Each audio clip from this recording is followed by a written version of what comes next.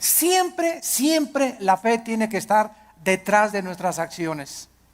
Y si la fe no está detrás de nuestras acciones, no estamos agradando a Dios.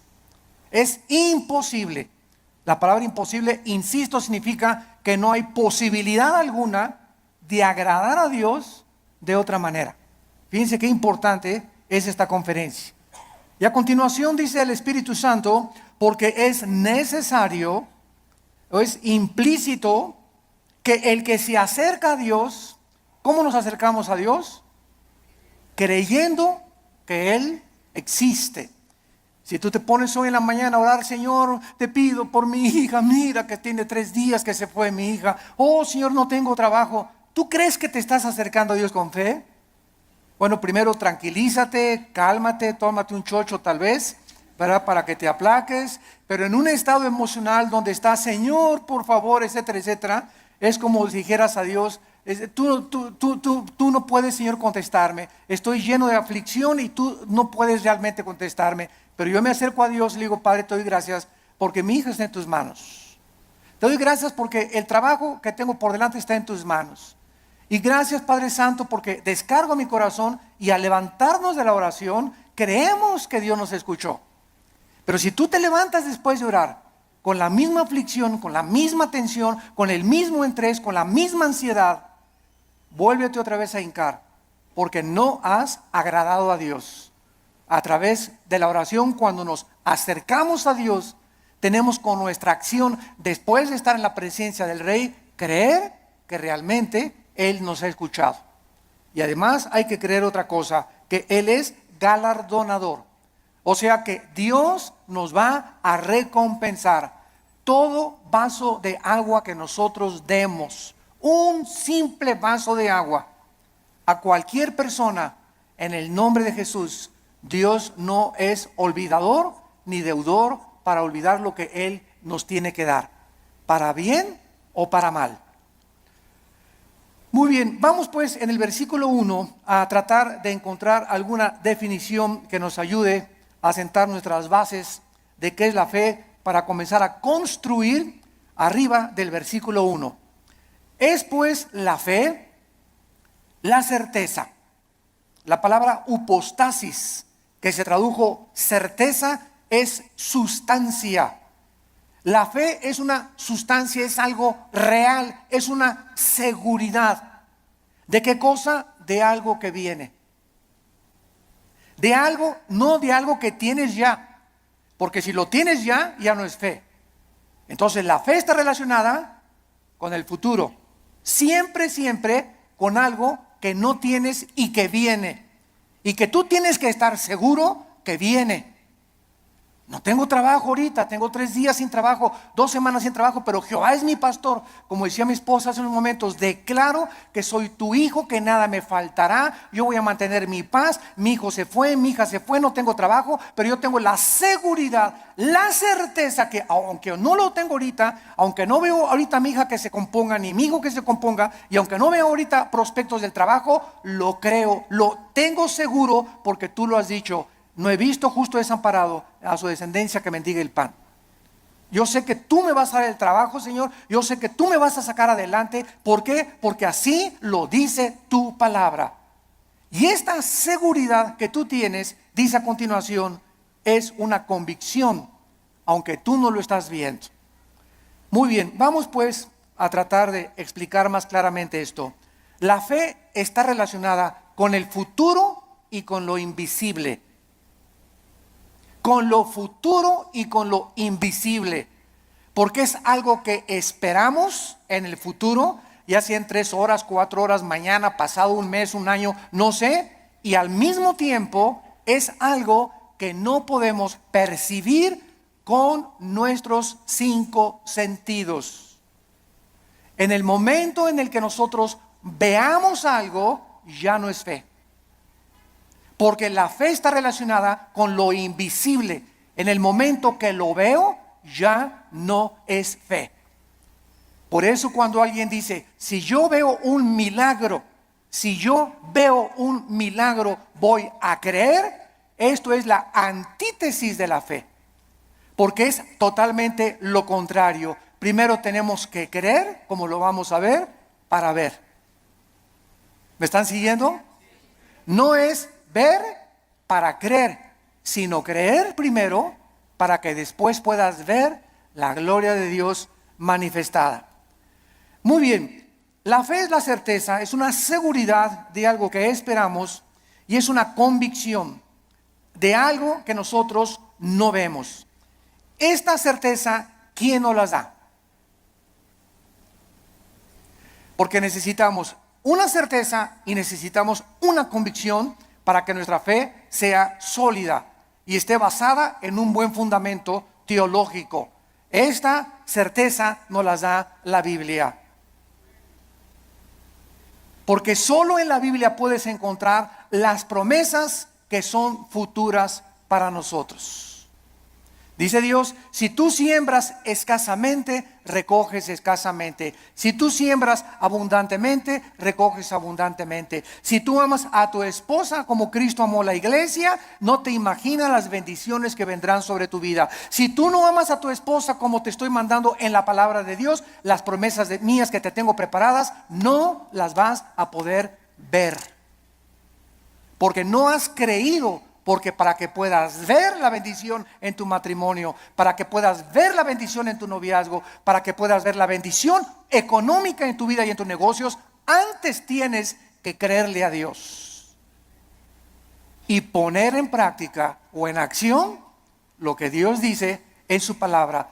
Y la convicción, ¿quién nos las da? El Espíritu Santo.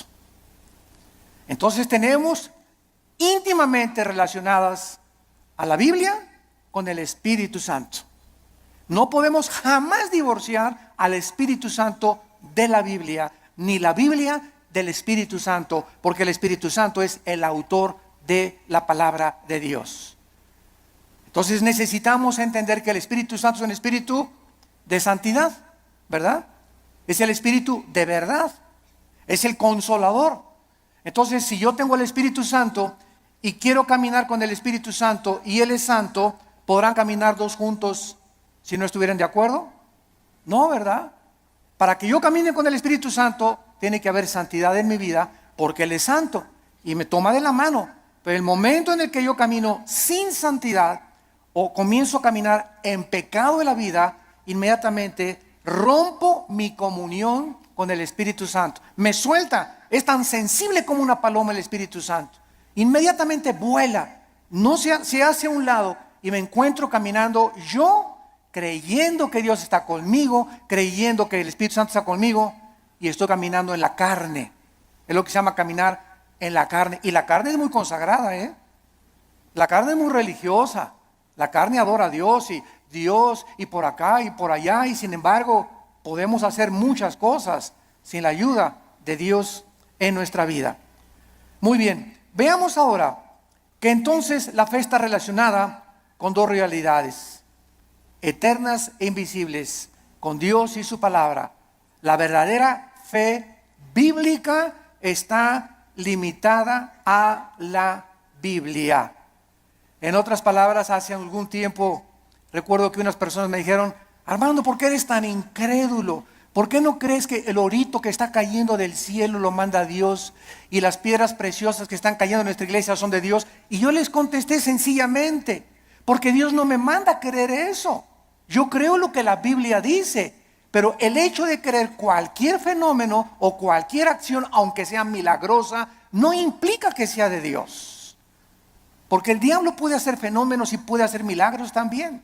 Entonces no me pueden nadie catalogar ni tampoco a ti clasificarte como que eres un incrédulo y no lo crees. Claro que lo creo, pero si está en la palabra de Dios. Pero si yo encuentro en Proverbios capítulo 2 que la Biblia me manda y me dice que busque la sabiduría y no las piedras preciosas y no el oro, ¿qué me está diciendo el Espíritu Santo con estas experiencias que se están manifestando en muchas iglesias? Que estas iglesias están tanto en la carne que está ahora siendo engañadas. Pues quieren eso, quieren circo, maroma y teatro, quieren ver milagros, pues eso les voy a dar, como hizo Dios con los judíos en el desierto. ¿Quieren comida? Pues se las voy a dar hasta que les llegue hasta aquí.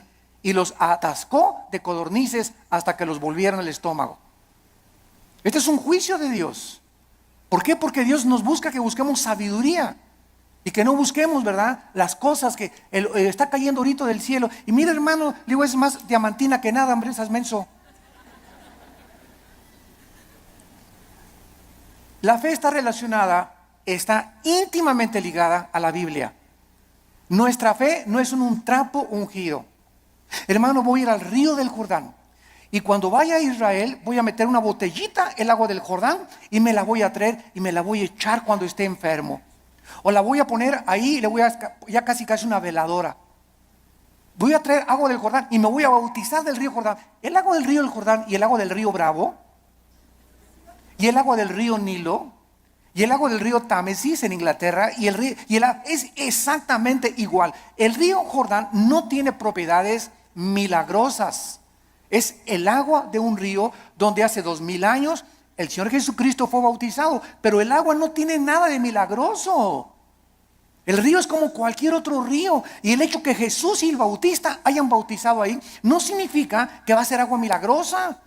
Estamos retrocediendo otra vez a Roma, a la agua bendita. Antes entraba a la iglesia y le metía la mano y me hacía por mí que agua bendita, porque le hicieron así y le atribuían propiedades milagrosas. Esto se llama hechicería. Esto es vulgar hechicería. Atribuirle a un objeto, a agua, trapitos o cualquier cosa, poderes milagrosos. Esto es hechicería. Los brujos usan cosas y collares y amuletos, talismanes, patas de conejo. Todo eso está relacionado con el mundo del ocultismo, no con la Biblia. Y les hablo tan claro como el azul del cielo hoy en la mañana, sin tapujos y derecho y a la yugular. Ya no podemos andar con rodeos. Ya no podemos andar diciendo que tenemos que hablar al pan pan y al vino vino. Tú tienes que entender ya claramente qué es la fe. Y ya no estar poniendo un objeto como hace algún tiempo. Me vende un trapito y ahí va la gente y compra el trapito ungido. O te mando este anillo que lo compré en Jerusalén. O este collar que tiene propiedades y porque este predicador en tal parte lo anunció. Y van y lo compran y se lo cuelgan y le atribuyen propiedades milagrosas. O ponen el trapito debajo de la almohada y se les va a quitar el dolor de cabeza. O va a traer que la maldición se va a ir de su casa. Todo eso está relacionado con el mundo de la hechicería. Eso ya no es fe. Y esa hechicería está entrando a las iglesias cristianas. ¿Por qué? Bueno, hace 2000 años en la iglesia de Gálatas, en Gálatas 5, versículo 1, el apóstol Pablo, si alguien no lo cree, les dice a los Gálatas, ¿quién los fascinó para no oír la verdad? Y esa palabra fascinar en el griego es hechizar. La iglesia de Galacia estaba hechizada, estaba controlada por demonios que habían entrado en falsos maestros y pastores que esta iglesia tenía y que les estaba enseñando a los cristianos. Es que no es suficiente la muerte de Cristo, necesitas circuncidarte, no necesitas poner árbol de Navidad, no necesitas hacer estas cosas, necesitas ahora agregarle a la obra de la cruz algo extra. Cuando la Biblia dice que cuando Cristo murió en la cruz del Calvario, se finí, caput, se acabó, consumado es. No hay nada que agregarle a la muerte de Cristo para el perdón que hemos recibido. Tratar de, después de la gracia de Dios, decir que necesitamos hacer ciertas cosas para completar la obra de Cristo, estamos llamándole que fue incompleta la muerte de Cristo. Y esto es una herejía.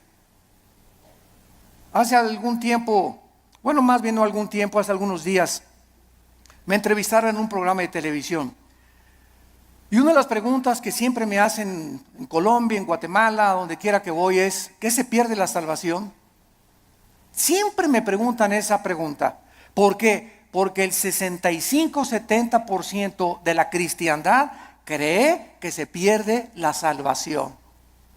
¿De dónde sacaron esta doctrina? De un hombre llamado Jacobo Arminio, que enseñó, y porque hay 5 versículos de la Biblia Nada más 5 contra más de 500 versículos en la Biblia que enseñan que la salvación no se puede perder. Además que es ilógico teológicamente. Entonces, estos 5 versículos parecen enseñar que la salvación se pierde, como si que te borraré del libro de la vida y que te apartaré y la rama, Juan 15, serán cortados, etcétera, etcétera, que parece indicar que la salvación se pierde. O 2 de Pedro capítulo 2, 22 al 24, que el perro regresa a su vómito, la puerca lavada a lavarse en el lodo. Pero sin embargo, cuando estudiamos estos versículos, nos damos cuenta que los sacaron de su contexto. Miren, es tan simple como esto. Cuando una persona dice que se pierde la salvación, ¿qué está diciendo? Síganme con cuidado. Está diciendo que al llegar al cielo, Pedro le va a decir: a ver, Pancho Pantera, ¿por qué te voy a dejar entrar al cielo? Y tú le vas a contestar: por la gracia de Dios, más me porté bien. Igual a la salvación. Eso es lo que se está diciendo. O sea, que la gracia de Dios no fue suficiente. Ahora que ya soy salvo, necesito portarme bien, porque si no me porto bien, pierdo la salvación. Entonces, ¿qué salvación nos dio Dios? ¿Temporal o eterna? Dicen Hebreos 9 y Hebreos 10 que nos hizo eternamente perfectos y santificados. En el momento que recibes a Cristo, recibes la eternidad. Estamos ya en el reino de Dios espiritualmente. La eternidad está dentro de nosotros ya. Pero, y ahora en segundo lugar, ¿por cuántos pecados? Apunta todo esto para que te defiendas. ¿Por cuántos pecados murió Cristo en la cruz? ¿Por los pasados, por los presentes o por los futuros? Por los pasados, los presentes y los futuros. Entonces, si existe un pecado que diga que nos hace perder la salvación, Cristo tendría que volver a morir. Cristo tendría que volver a pagar por ese pecado que te hizo perder la salvación. Porque la muerte de Cristo solamente te perdonó los pasados, pero los que tú cometas, tú eres responsable. Y si hay alguno que cometas, entonces Cristo tiene que volver a morir. Y entonces ya Cristo no murió por los pecados pasados, presentes y futuros, sino solamente por los pasados. Porque los que estás cometiendo, tendría Cristo que estar muriendo muchas veces para estar pagando por ellos. Ahora, si tú cometiste un pecado que te hace perder la salvación, la pregunta de los 64,000 pesos es: ¿cuál es, Pancho? ¿Qué pecado nos hace perder la salvación? Dice 1 de Juan: ¿la sangre de Cristo nos limpia? Solo de algunos. Eso dice. Ni el homosexualismo, ni el divorcio, ni el transexualismo, ni el robo, ni el crimen, ni el asesinato, ninguno de estos pecados es el pecado imperdonable. Ninguno de estos pecados es la blasfemia contra el Espíritu Santo. El único pecado que no tiene perdón no lo pueden cometer los cristianos, solo los no cristianos, que es la blasfemia contra el Espíritu, rechazar la gracia de Dios. Hechos 7, 51 y 52, que es el pecado que cometieron los fariseos. Que después de oír al Hijo de Dios, después de oír la aplicación de la palabra: no te quiero, no te quiero, no te quiero. Pero un cristiano, 1 Corintios 12, 2, no puede por el Espíritu ni siquiera blasfemar o maldecir al Espíritu Santo. Antes de ser cristianos, todos blasfemamos el nombre de Dios. Todos blasfemamos contra el Espíritu Santo antes de ser cristianos, ¿no es verdad? Todos cometimos pecados tremendos. Ahora, cuando nos muramos, otra pregunta: cuando nos muramos, ¿cuántos van a morir perfectos? ¿Dónde está San Anastasio por aquí? O Santa Rita de Casia. Cuando muramos, vamos a morir en pecado. A lo mejor hoy en la mañana le grité a mi esposo y me muero a las 2 de la tarde, ya me morí en pecado. A lo mejor hiciste una mentira a las 3 de la tarde y te da un ataque al corazón a las 7 de la noche, ya te moriste en pecado. Te pasaste un alto, ya te moriste en pecado si chocas. Todos nos vamos a morir con algún cierto de pecado, pero esos pecados ya fueron puestos en la cruz del Calvario. Entonces tendríamos que ir al purgatorio para pagar por esos pecados con los que morimos y no los pudimos confesar. Todo esto es absurdo y irracional teológicamente. Y podemos continuar así con los pactos, con la gracia. ¿Qué es la gracia, no? Entonces decir que se pierde la salvación es decir que es la gracia más portarme bien o hacer buenas obras para poder entrar al cielo. La fórmula está equivocada totalmente. Estás reprobado químicamente en la teología. La fórmula es la gracia más nada igual a la salvación. Las buenas obras que nosotros hacemos no son para salvarnos. Ya Cristo pagó por todas mis malas obras, pasadas, presentes y futuras. Mis buenas obras que ahora hacemos, síganme con cuidado, Virgen del Socorro.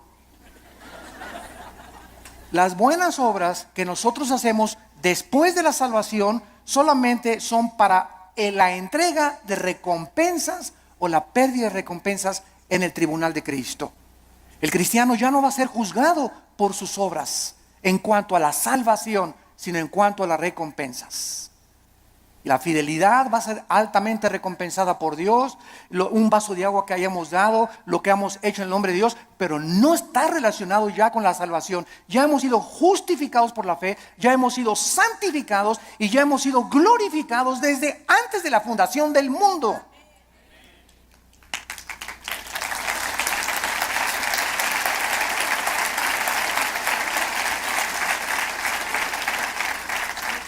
Tenemos que desenterrar otra vez la doctrina de la salvación en el siglo XXI y volverla a enseñar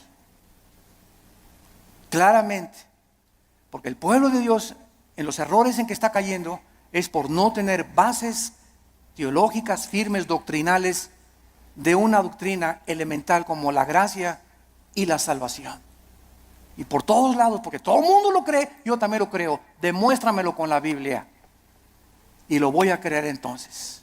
Pero no voy a creer que porque todos creen que se pierde la salvación, yo voy a creer que se pierde la salvación. Yo te lo demuestro y se los dije en la televisión, tenemos el debate con el que quiera y se lo demostramos, ¿verdad? Que es absurdo seguir creyendo que se pierde la salvación. Ahora muchos dicen, bueno, como ya no pierdo la salvación, me voy a portar ahora sí, le voy a dar vuelo a la hilacha, ¿verdad? Bueno, dice Gálatas 5:10 que fuimos llamados a libertad, solamente que no usemos la libertad como ocasión para la carne. La persona que dice eso, con que no puedo perder la salvación, puedo hacer lo que quiera, no es salvo. No es salvo. Porque si tienes al Espíritu Santo, no vas a tratar de aprovecharte y tomar la gracia de Dios como una licencia para pecar. Eso demostraría, Romanos 6, que pues pecaremos para que la gracia de Dios abunde. De ninguna manera, porque los que hemos muerto con Cristo, ¿cómo vamos otra vez a pecar? O a tratar de pecar voluntariamente. Ya demostraría que ni siquiera tenemos la salvación. Bueno, esto es importante en relación con la fe. Y vamos a ver ahora algunos ejemplos de la fe en algunos versículos en el Antiguo y en el Nuevo Testamento. Vamos a ver en primer lugar el Salmo 27, para que veamos cómo operó la fe en el Antiguo Testamento y tengamos bases más profundas acerca de nuestra fe. Vuelvo a repetir, la fe está relacionada con el futuro y con lo invisible.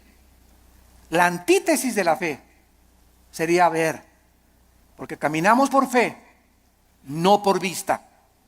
La vista queda excluida de la fe. Y si camino por vista, está excluida la fe. Una de otra están excluidas. No pueden ser las dos verdad. O camino por fe sin ver, o veo y ya no camino por fe. ¿Está claro? Es muy importante aceptar este concepto. Si caminamos por vista, ya no necesito la fe. Si camino por fe, no necesito la vista. Cada una excluye, insisto, la otra. Esto es contrario a lo que el mundo dice. Ver para creer. Esa es la filosofía del mundo. Es la dimensión en la que el mundo se mueve.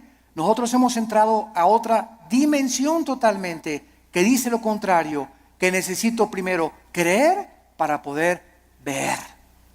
Dice el Salmo 27, versículo 13, cuando David se encontraba afligido, perseguido por Saúl, sin trabajo, escondido en una cueva, criticado, sus hijos de David se volvieron contra él. Bueno, el pobre David, ¿verdad?, tenía todo tipo de tribulaciones iguales a las que tenemos muchos de nosotros. Y David nos manifiesta y nos exhibe una verdad preciosa. Y dice el Salmo 27:13, hubiera yo desmayado, me hubiera tirado la toalla, me hubiera yo desalentado, ya hubiera querido ya ni siquiera ser cristiano, ya ni siquiera querer ir a la iglesia, ya estaba harto. Si yo hubiera mantenido esta actitud mental, hubiera yo desmayado. Me hubiera tirado ya al suelo. Ya no quiero ni siquiera vivir. Estoy harto de todo, de mis papás, de la iglesia, de esto, del gobierno. Y sobran cosas que nos pueden llegar a pensar esto. A menos que, repito, seas San Anselmo. Pero todo cristiano llegamos a estar, ¿verdad? Hasta, decimos vulgarmente en México, hasta el gorro. ¿No te has sentido así? No levante la mano. Porque yo estoy seguro que todos la levantaríamos. Si no has experimentado esto, lo vas a experimentar cuando estés casado, o cuando nazcan los hijos, o cuando nazcan los nietos. Pero hay muchas épocas en la vida en la que nos llegamos a sentir tan oprimidos por los problemas que ya no quisiéramos ni siquiera vivir. ¿Quiénes son los suicidas? Las personas que se les ha cerrado totalmente el mundo, se han sentido sin ninguna ventana, sin ninguna luz, sin ninguna esperanza, sin ninguna solución más que dejar de vivir. Escaparse por una puerta falsa. Y dice David que él había llegado a esa situación. Y entonces encontramos lo que lo salvó: si no creyera. Si no creyera, ¿qué veré? Primero, ¿qué cosa? Creyó. Y después venía la vista. Si yo no hubiera creído que voy a salir de esta situación y que Dios me va a mandar otro esposo, otro novio, que viene el trabajo, si yo no hubiera creído en las promesas de Dios, ya desde cuándo me hubiera aventado desde el puente hasta abajo. ¿Qué es lo que nos sostiene? Creer lo que Dios nos ha dicho. Esa es la fe, lo que nos ha dicho en su palabra. ¿Hubiera yo desmayado si no creyes? Y dice 1 Pedro 1:5 que somos guardados por el poder de Dios mediante la fe. En otras palabras, cuando nos encontremos así, y créame que muchas veces al mes yo llego así en la noche, en la mañana cuando me levanto, con el Señor, cansado, ¿verdad? Con problemas, presiones emocionales, el mundo, el petróleo, la caída del dólar, problemas aquí, problemas allá, familiares. Bueno, sobran cosas para desalentarnos en la vida, sobran cosas para amargarnos, sobran cosas para desilusionarnos. Entonces ahí es cuando, en lugar de que te desmayes y te rindas y digas, tiro la toalla, me bajo del caballo, ya no quiero, andamos así con el caballo, cayéndonos del caballo. En ese momento recuerdo, oh Señor, tú eres poderoso, tú eres grande, soberano, y comienzas a sentir otra vez en el caballo y agarras las riendas. Señor, aunque no lo vea, y aunque vea todo que se está cayendo y no vea soluciones, y vea el cuadro oscuro a mi alrededor, oh Dios, yo sé que tal vez hoy en la tarde o mañana veré tu bondad. Me vas a sacar del pozo de la desesperación, me vas a pintar un nuevo futuro, vas a solucionar mis problemas, y por eso sigo en mi caballo y rajámonos pinto, échele velocidad y vamos adelante. No te me rajes, México lindo y querido.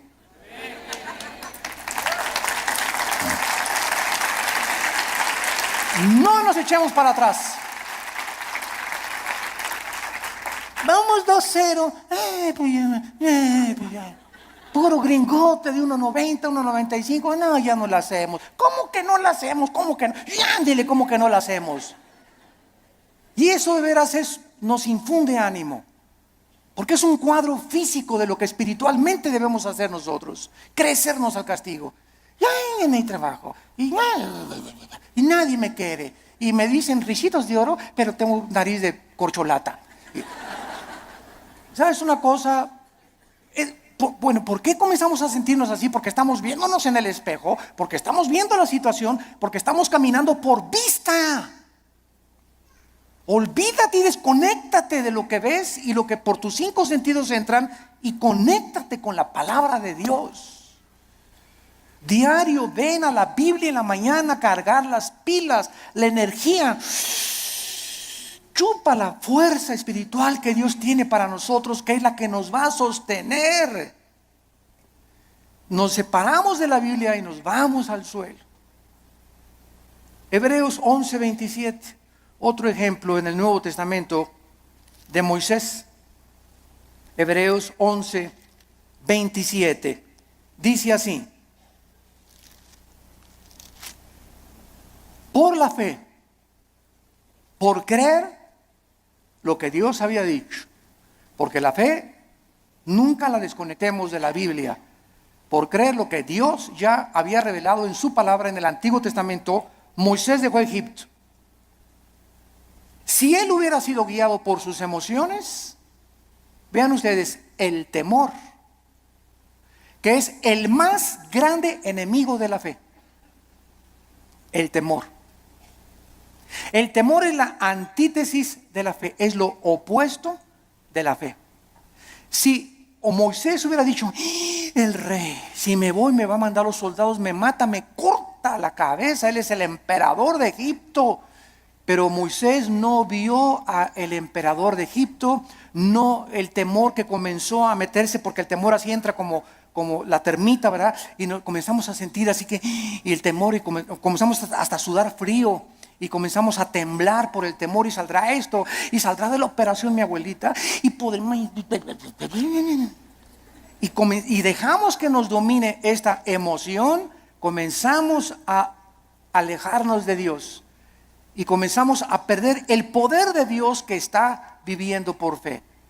Moisés dijo, antes de tenerle miedo al faraón, antes de tener miedo a su abogado, antes de tenerle miedo a mi suegro, antes de tenerle miedo a mi ex esposo, antes de tener miedo de nada ni de nadie en este mundo, tengo temor de Dios.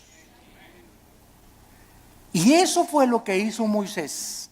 No vio el temor del emperador, los ejércitos que tenía, y dejó Egipto. No fue gobernado por el temor, sino creyó lo que Dios le había dicho y venció sus emociones. Porque se sostuvo como viendo físicamente a Dios. ¿Eso dice? Este está en tercera de Pancho 3:1.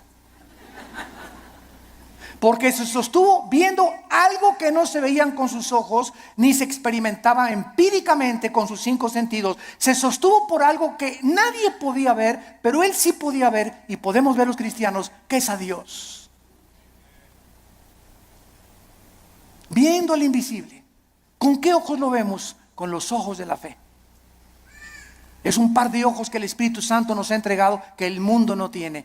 Vemos no lo que vemos, vemos las cosas que no se ven, porque las que no se ven son más reales que las que se ven. Esto fue lo que hizo que Moisés se pudiera sostener. La fe nos capacita para ver lo que el mundo no puede ver. No hay trabajo, no hay esto, no hay aquello. El mundo, terremotos, se cae. Ahora que fue el terremoto de Japón, no sé si vieron ustedes un video de los muchos que han pasado, que primero el terremoto, el tsunami y el puntillazo, la fuga de gas radioactivo. Y pasaron a una japonesita que era cristiana, como de 80 años de edad. Y está la japonesita en el video caminando y dice, aquí estaba mi casa. Y para todos lados estaba viendo. Y ahí estaban mis hijos. Y ahí vivía mi sobrino. Y se queda la japonesita como de 80 años de edad, sin nada ni nadie en el mundo. Ni una cobija donde acostarse. Y se hace así las cabezas y dice, pero tú me seguirás sosteniendo. Bueno, las lágrimas comenzaron a caer de mis ojos. Pero fue así una cosa, ¿verdad? Para poner una película. Ahí estaba mi familia, ahí estaban mis papás, ahí estaban mis hijos, mis nietos, aquí estaba mi casa. No hay nada. Imagínate, de la noche a la mañana quedarte sin familia, ni vecinos, ni papá, ni mamá, ni nada, y levantar los ojos, pero tú me seguirás sosteniendo. Esa es la fe. Sostenidos viendo lo que no se ve, con los ojos y la seguridad y la certeza y la convicción de lo que Dios ha dicho, no te dejaré ni te desampararé, aunque se acabe todo a tu alrededor. Veamos ahora en Juan capítulo 11. Juan capítulo 11, versículo 39 y 40.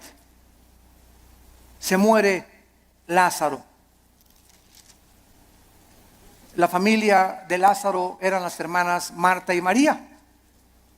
Marta es un ejemplo de la mujer afanada, María un ejemplo de la mujer que se acerca a Dios. Pero las dos nos representan a todos nosotros. No porque te digas Marta vas a ser afanada, ¿verdad? Pero es un ejemplo solamente de que todos nosotros padecemos esta debilidad, de que muchas veces queremos ver para creer y tenemos que dominar esa tentación y ese impulso de nuestra antigua naturaleza. Entonces aquí en Juan 11:39 dijo Jesús: quita la piedra. Marta, la hermana del que había muerto, dijo: Señor, y ella, porque es de 4 días. Jesús le dijo: ¿no te he dicho que si crees, verás? Ahí está otra vez. Marta, tú no tenías que haber visto que se alivió ahorita. Hemos llegado al punto que lo dejé morir, porque Cristo dejó morir a Lázaro. ¿Se acuerdan que cuando le avisaron? Señor, Lázaro se está muriendo. No hizo caso. Y era el mejor amigo de Jesús y la familia que lo hospedaba y le daba de comer a Jesús, y tenía según un cuartito especial para Jesús cuando pasaba por ahí Jesús. Y no hizo caso Jesús, y Lázaro se murió. Y ya que tenían 3 días, Jesús dice a los discípulos: vamos a donde está Lázaro. Y ahora sí, como decimos en México, ¿ya para qué? ¿Ya para qué? ¿Ya para qué? Pues ¿cómo que ya para qué? Pues eso decimos nosotros, pero no lo dice Jesús ni Dios tampoco. Y llega Jesús, los discípulos: ¿ya para qué, Señor? ¿Ya para qué? Ya pierdes tu tiempo. Y es que todo, dice Cristo, lo hice llegar a este punto, y te estoy haciendo llegar a este punto donde pierdas tu trabajo, donde tengas esa enfermedad, donde pases esto. Estoy llevando las cosas al extremo para que cuando estén en el extremo, ahí pueda yo ser grandemente glorificado por tu vida. Yo cuántas personas he visto que se enferman de cáncer y que son sanadas y que dicen: Dios mío, hasta los médicos, pero esto es un milagro. Pero si no hubiera sido esa enfermedad, no hubiera sido glorificado Dios. Si no hubieras perdido tu trabajo y un trabajo te viene milagrosamente, ¿cómo podrías decir: Señor, solo tú pudiste haberme dado este trabajo? Fue un milagro. Así como ayer la selección mexicana fue un milagro que ganara. Pero aquí no se mete, ¿verdad?, la fe. O sea, 2-0, decimos ya al 2-0, yo ya iba a pagar la televisión. La neta. Dije, ya, otra goliza. ¿Cómo nos vamos a levantar de un 2-0 con estos gigantones de gringos, verdad? Y cuando viene y te das cuenta, ¿no? Que, caray, digo, lo que no parece, se puede convertir en una realidad. Entonces muchas veces Dios deja que lleguemos a ese 2-0 y que parezca que todo está perdido. No está perdido, porque Él es Dios y Él es alguien que ha dicho: no te dejaré, desampararé, estaré todos los días contigo hasta el fin del mundo. Podemos, aunque perdiere mi padre y mi madre, con todo Jehová no me dejará, porque Él es nuestro sostén. Y le dice Cristo a Marta: si tú crees, vas a ver la gloria de Dios. Tenemos que ver espiritualmente para poder creer. La gloria no puede venir hasta que no creamos. Por ejemplo, en el área económica, en el área matrimonial, en el área de relaciones sociales, en el área de nuestras amistades, en todo esto se cumple primero creer para ver. Dios le dice a los maridos: amen a su esposa. Tú amas a tu esposa sacrificialmente y comienzas a quitar todas las imágenes de otras mujeres de tu vida, etcétera, etcétera. Y ve Dios tu fidelidad mental y espiritual, porque los pensamientos no le engañan a Dios. ¿Qué hace Dios cuando un hijo está haciendo lo que la Biblia dice porque quieres agradar a Dios? Te bendice. No te imaginas cómo te bendice. Señor, pero que tú ya tienes 20 kilos de más, Señor. ¿Cómo tú? ¿No puedes cambiar una llanta vieja por una nueva? Como dicen en Guanajuato, ¿verdad? Y sabes una cosa, que cuando estamos casados no es solamente la pasión. La pasión dura la luna de miel 3 o 4 días y dura también en el triunfo del amor. Pero todas esas pasiones que tú ves y esos enganches que se dan en esas cosas, no duran. Y claro que nos seguimos besando y todo, ¿verdad? Pero entonces ya entras al matrimonio y ya entras a un nivel donde no solamente es pura pasión, hay problemas y bajadas y comienzas a entrar a una madurez donde maduras con tu esposa y te das cuenta que es una relación que tiene que durar toda la vida hasta que la muerte nos separe, porque está basada en un cordón de 3 dobleces, que es Jesucristo. Entonces ya no está basada tanto en el físico como en una relación espiritual, porque los matrimonios que duran son los matrimonios que los dos son discípulos de Cristo. Cuando dos caminan hacia Dios, es como un triángulo. Dios está en la punta del triángulo y aquí está el hombre y la mujer. Cuando el hombre y la mujer caminan los dos siguiendo a Cristo, cada vez están más cerca el uno con el otro, porque más cerca están de Dios. Y ya podemos vencer esas cosas de cámbiame, la verdad. Oye, es que no vas a tener Miss México toda tu vida. ¿Qué querías, verdad? ¿Que tu esposa te durara así? Tiene que dar a los 50 años tu esposa, a los 60 años tu esposa, el cuerpo se deforma, igual él tiene panza de Santa Claus ya también, ¿verdad? Pero nos seguimos queriendo. Entonces nuestra antigua naturaleza demanda ver para creer, puesto que depende de los sentidos, pero no de la palabra de Dios. Y vemos en penúltimo lugar 2 Corintios 4, 2 Corintios 4, versículos 17 al 18. Y dice el apóstol Pablo, esto es tremendo. Estamos tratando de encontrar la fe en el Antiguo y en el Nuevo Testamento en algunos pocos versículos. 2 Corintios 4, 16 y 17 al 18. Por tanto, otra vez dice Pablo, no desmayamos. Qué peligroso es darnos por vencidos. Qué peligroso es tirar la toalla en la vida cristiana. Qué peligroso es desesperarnos. Qué peligrosísimo es desanimarnos. Qué peligroso es. Porque cuando un cristiano es animado, se te viene una horda de demonios que van a agravar tu situación, se va a convertir en una cosa crónica en tu mente. Vas a comenzar a sufrir unas depresiones. Las personas que sufren de depresión continua, todos somos deprimidos de vez en cuando. Pero cuando somos deprimidos ya 3, 4, 5 días deprimido, estás bajo ataque del maligno. Porque el fruto del Espíritu es paz, gozo y amor. ¿Por qué has llegado a esa situación que estás así, que ni te toquen porque brincas? Porque tienes una semana, 2, 3 semanas que te soltaste la palabra. Y comienzas a desmayar porque no estás aferrado a la palabra de vida. Por tanto, no desmayamos, dice el apóstol Pablo. Antes, aunque nuestro cuerpo exterior se va desgastando, el interior, no obstante, se renueva de día en día. ¿Saben ustedes que lo peor que existe para una persona es verse en el espejo?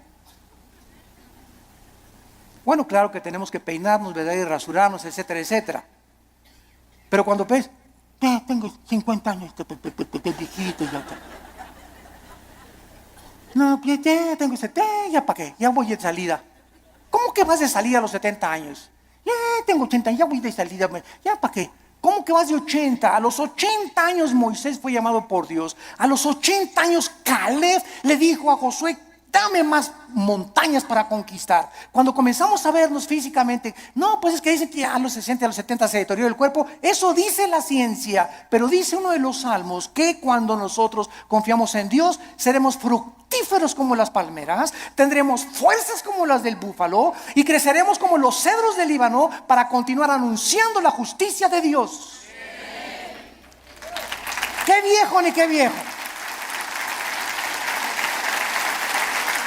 Dejemos que nuestro cuerpo se siga desgastando. Yo les he hablado tantas veces de nuestra abuela materna que murió hace algún tiempo, de 97 años de edad. Mi abuelita, 97 años de edad, no usaba bastón.